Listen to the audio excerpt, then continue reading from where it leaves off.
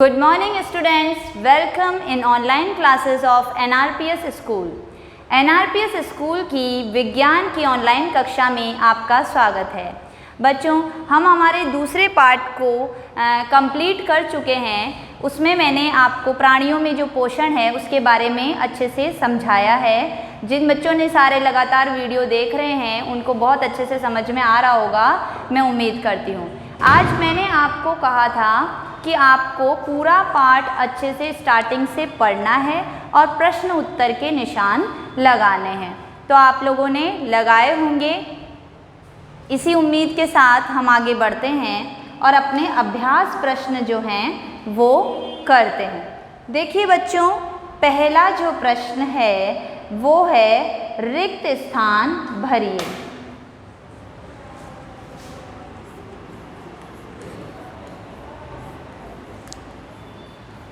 रिक्त स्थान भरो।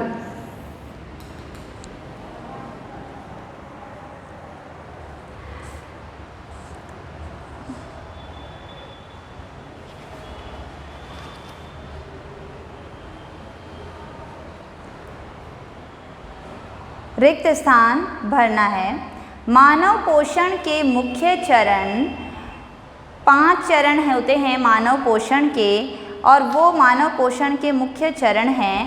पहला है अंतःग्रहण।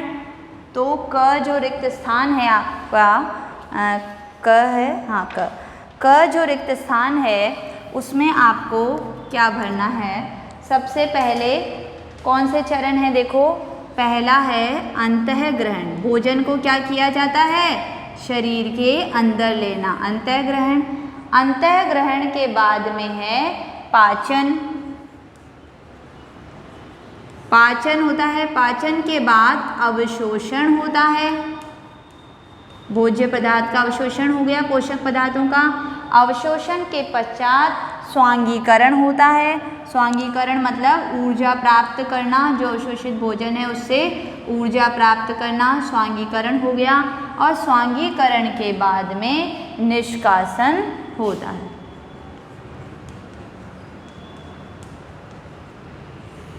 निष्कासन। तो ये 5 चरण जो हैं वो आपको रिक्त स्थान में भरने हैं। अंतःग्रहण, पाचन, अवशोषण, स्वांगीकरण और निष्कासन। ठीक है बच्चों, लिख लिया आपने रिक्त स्थान। अब देखिए दूसरा, मानव शरीर की सबसे बड़ी ग्रंथि का नाम। मानव शरीर की सबसे बड़ी ग्रंथि कौन सी होती है, यकृत होती है। और यकृत किस रस का स्रावन करती है, पित्त रस का स्रावन करती है। तो मानव शरीर की सबसे बड़ी ग्रंथि कौन सी है, यकृत है। ग आता है आमाशय में हाइड्रोक्लोरिक अम्ल एवं डैश का स्राव होता है जो भोजन पर क्रिया करते हैं। आमाशय में देखो, एक तो हाइड्रोक्लोरिक अम्ल और क्या, और किसका स्राव होता है, और होता है जठर रस का। जठर रस, ठीक है। तो जठर रस का स्राव होता है आमाशय में। देखो एक श्लेष्मा का स्राव भी होता है, परंतु श्लेष्मा क्या है, भोजन पे कोई कार्य नहीं करती। ये तो श्लेष्मा तो आमाशय की भित्ति को मुलायम बनाने का कार्य करती है, आमाशय की भित्ति की सुरक्षा का कार्य करती है, इसलिए श्लेष्मा इसमें नहीं आएगा। इसमें क्या आएगा, हाइड्रोक्लोरिक अम्ल तो दे दिया पहले ही, और एक आएगा जठर रस। जो आमाशय जो है वो जठर रस और हाइड्रोक्लोरिक अम्ल स्रावित करता है जो भोजन पर क्रिया करते हैं। घ है क्षुद्रांत की आंतरिक भित्ति पर अंगुली के समान अनेक प्रवर्ध होते हैं। आंतरिक भित्ति पर अंगुली के समान अनेक प्रवर्ध होते हैं जो क्या कहलाते हैं, दीर्घ रोम। तो घ में उत्तर लिखिए दीर्घ रोम। रसांकुर भी लिख सकते हैं, दीर्घ रोम भी लिख सकते हैं, दोनों ही चाहो तो दोनों ही लिख सकते हो। जो आपको याद हो जाए आसानी से वही लिख लेना, दीर्घ रोम या रसांकुर। क्लियर बच्चों? तो ये हो गए 4। अब च जो है यहाँ करवा रही हूँ मैं। अमीबा अपने भोजन का पाचन डैश में करता है। किस में करता है अमीबा अपने भोजन का पाचन?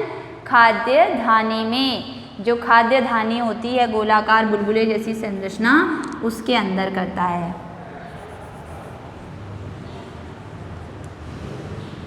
खाद्य धानी, खाद्य धानी में अमीबा जो है वो पाचन करता है। अब देखो बच्चों दूसरा प्रश्न है, सत्य एवं असत्य कथनों को चिन्हित कीजिए।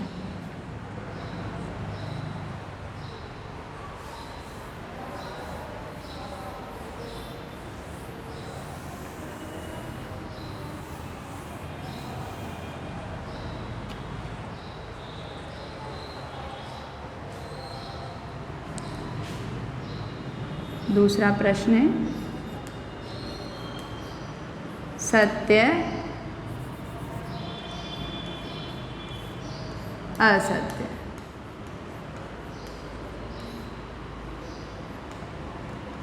क, सत्य और असत्य। क देखो, मंड का पाचन आमाशय से प्रारंभ होता है। बच्चों क्या मंड का पाचन आमाशय से प्रारंभ होता है? नहीं, मंड का पाचन मुख से ही प्रारंभ हो जाता है, क्योंकि मंड को शर्करा में बदलने का कार्य कौन कर देती है? लार ग्रंथि कर लेती है। तो मंड का पाचन जो है वो कहाँ से शुरू हो जाता है? मुख से शुरू हो जाता है। तो ये हो जाएगा असत्य।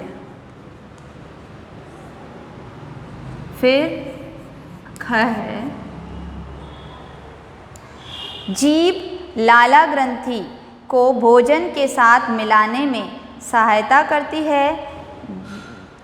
जीभ जो है वो लार ग्रंथि को भोजन के साथ मिलाने में सहायता करती है। सही है, जो लार रस होता है, तो ये है सत्य।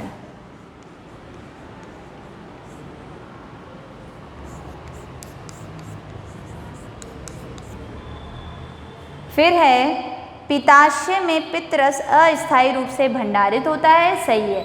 देखो पित्तरस जो है वो कौन स्रावित करता है? यकृत। और यकृत अपने पित्तरस को कहाँ पे भंडारित करता है अस्थायी रूप से? पित्ताशय में। और पित्ताशय से फिर वो पित्तरस कहाँ छोड़ा जाता है? छोटी आंत में, क्षुद्रांत में। ठीक है, तो अस्थायी रूप से भंडारित होता है सत्य। तो ग भी है सत्य। घ है, रूमेनेंट्स निगली हुई घास को अपने मुख में वापस लाकर धीरे धीरे चबाते हैं। सत्य। जो निगली हुई घास है उसको वापस लाते हैं, चबाते हैं ना, तो ये भी है सत्य। तो बच्चों सत्य असत्य जो है वो आपके हो गया। अब हम नेक्स्ट क्वेश्चन की ओर बढ़ते हैं। प्रश्न 3,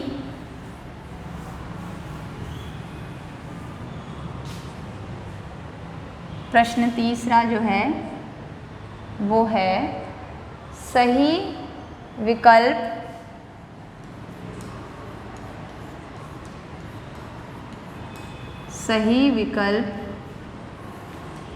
चुने। ठीक है, सही विकल्प चुनने वाला है।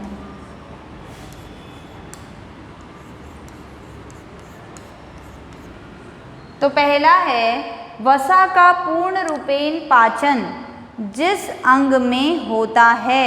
वसा का पूर्ण रूपेण पाचन जिस अंग में होता है वो है क्षुद्रांत। लास्ट में जो क्षुद्रांत आती है उसमें वसा का पूर्ण तरीके से पाचन हो जाता है, तो क्षुद्रांत। ख है, दूसरा है, जल का अवशोषण मुख्यतः जिस अंग के द्वारा होता है वह है बृहदांत्र। जल और लवण जो बच जाते हैं उसमें मुख्यतः बृहदांत्र में उसका पाचन होता है।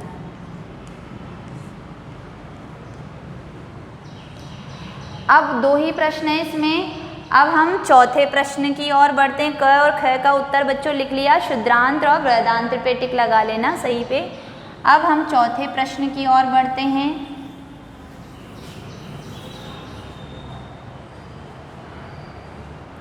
चौथा प्रश्न है, मिलान करना है आपको।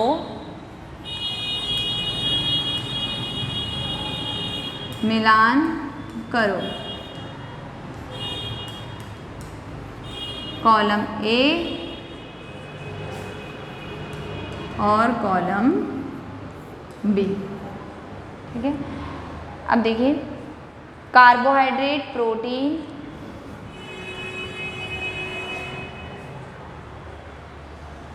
कार्बोहाइड्रेट, प्रोटीन, वसा।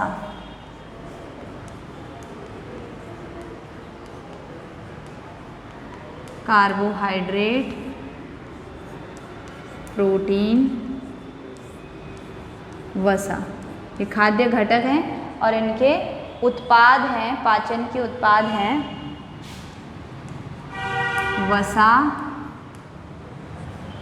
अम्ल,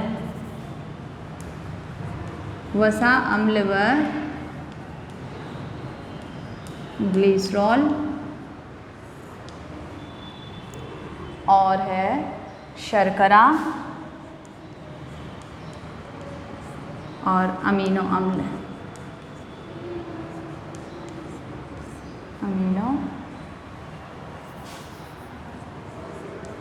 एमिनो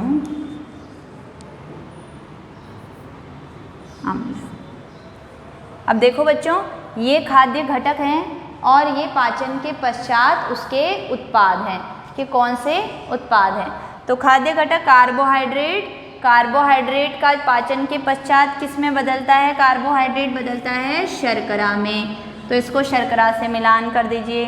प्रोटीन जो है, प्रोटीन का जब पाचन हो जाता है तो वह बदल जाता है अपने सरल अणु अमीनो अम्ल में, तो एमिनो अम्ल में बदल जाता है प्रोटीन। वसा जो है, वसा का जब पाचन होता है तो वसा अम्ल और ग्लिसरॉल में बदल जाता है। ठीक है, तो वसा किस में बदलता है, किस में पाचन के पश्चात कौन से उत्पाद में बदल जाता है? वसीय अम्ल और ग्लिसरॉल में बदल जाता है।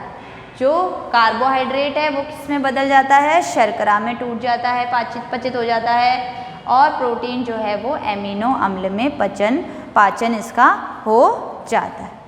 तो ये बच्चों, ये प्रश्न आपके क्लियर हो गए होंगे।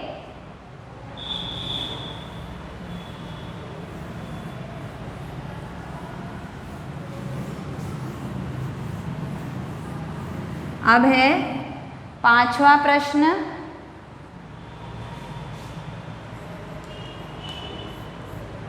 क्वेश्चन 5, दीर्घरोम क्या है, यह कहाँ पाए जाते हैं, उनके कार्य क्या है? ये मैंने उत्तर जो है वो आपके, ये प्रश्न जो है मैंने अपने लेक्चर में दिया है आपको होमवर्क में, तो वही है। दीर्घरोम क्या होते हैं? दीर्घरोम क्षुद्रांत्र में की आंतरिक भित्ति जो होती है वो अंगुलीनुमा संरचना में बदल जाती है, जिसे हम दीर्घरोम कहते हैं। कहाँ पाए जाते हैं? क्षुद्रांत में पाए जाते हैं। कार्य क्या है? अवशोषण तल को बढ़ाने का कार्य है। तो ये प्रश्न जो है, पांचवा प्रश्न मैं पहले ही आपको करवा चुकी हूँ, तो बोर्ड पे मैं उसको नहीं करवाऊँगी। तो ये 5 प्रश्न जो हैं बच्चों वो आपके पूरे हो गए। और छठा प्रश्न है, पित्त कहाँ निर्मित होता है, यह भोजन के किस घटक के पाचन में सहायता करता है? पित्त कहाँ निर्मित होता है?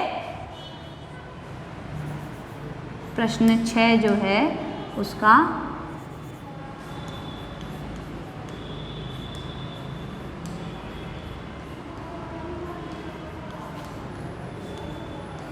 पित्त कहाँ निर्मित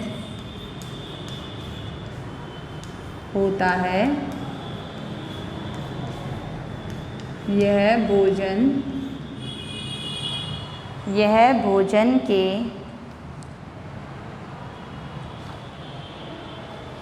भोजन के किस घटक का पाचन करता है?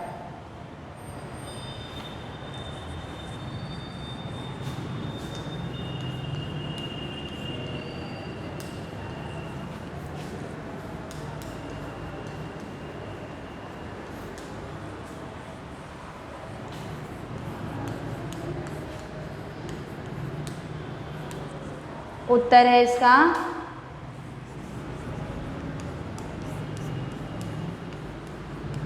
पित्त का निर्माण यकृत में होता है। यह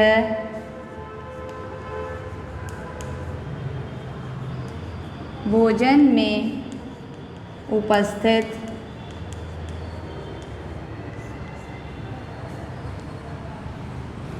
वसा का पाचन करता है। ठीक है, भोजन में उपस्थित जो वसा है उसका पाचन ये करता है। तो ये छठा प्रश्न हो गया। और सातवां प्रश्न जो है वो है उस कार्बोहाइड्रेट का नाम लिखिए जिनका पाचन रूमिनेंट द्वारा किया जाता है परंतु मानव द्वारा नहीं, इसका कारण समझाइए। ये प्रश्न बच्चों मैं आपको पहले ही करवा चुकी हूँ, तो इसमें आपको कोई परेशानी नहीं होनी चाहिए। ये प्रश्न आप कर चुके हैं तो करने की ज़रूरत नहीं है इसको, ठीक है, क्योंकि आप पहले ही कर चुके हैं। तो बच्चों आज के लिए इतना ही, और कल जो है आप ये जो होमवर्क मैंने दिया है ये आप करके लाएं और इसमें से मैं आपका मूल्यांकन भी लूँगी। तो आप लोग जितना आपको प्रश्न करवाए गए हैं वो उतने प्रश्न आप याद करें। Thank you. Stay safe, stay healthy.